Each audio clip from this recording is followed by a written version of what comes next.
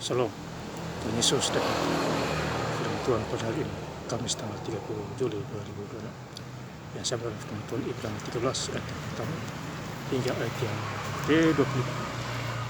Demikianlah firman Tuhan. Ayat pertama, peliharalah kasih bersaudara. Kemudian di ayat yang ke-25, kasih karunia menyertai kamu sekalian. Demikianlah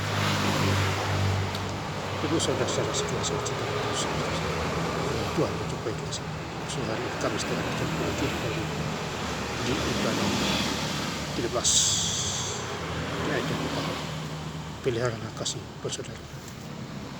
Jadi hidup di dalam Tuhan itu kita harus punya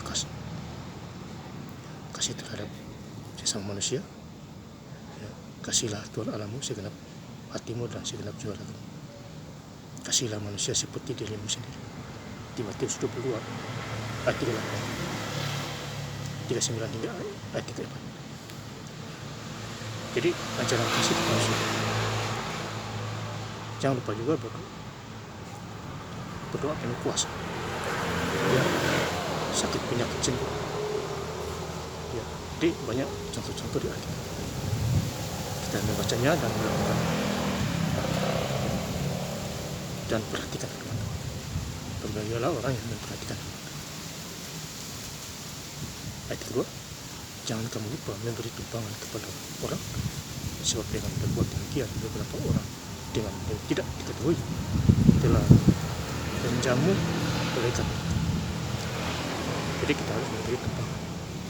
Ya, memberi tumpangan itu bisa juga kita ada berkat dari kita kasih ke yang tidak punya.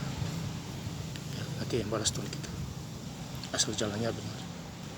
Yang beri tumpangan juga apabila orang itu didoakan. Ya, kalau dia sakit disembuhkan langsung oleh Tuhan Yesus dengan iman. Kemudian di Ibrani 13 ayat 5, janganlah kamu menjadi hamba uang, dan cukuplah dirimu dengan apa yang ada pada. Jadi kita jangan menjadi hamba uang.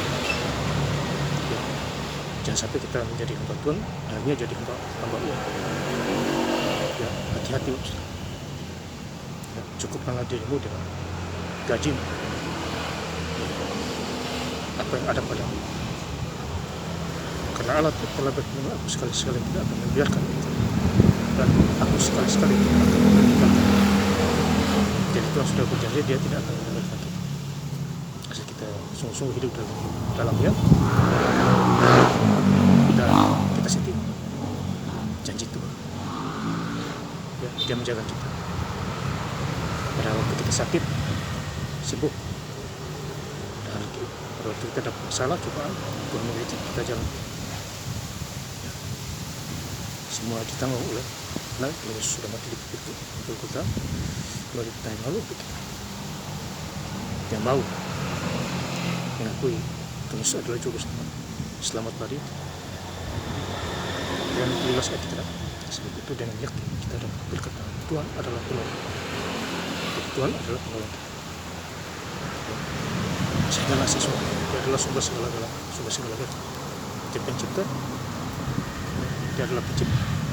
Ada yang esa. Itu dia menolong. Yang tidak ada menjadi ada. 1 ayat 30. Sebab bagi Allah tidak ada yang mustahil. Aku tidak akan takut apakah yang dapat dilakukan manusia dengan dapat. Jadi kita tidak usah takut kepada manusia-manusia yang jahat. Kita serahkan kepada Tuhan dan pembalasnya yang adalah Tuhan. Jadi Tuhan adalah pembalas penuh kehangatan, amarah, pendendam juga.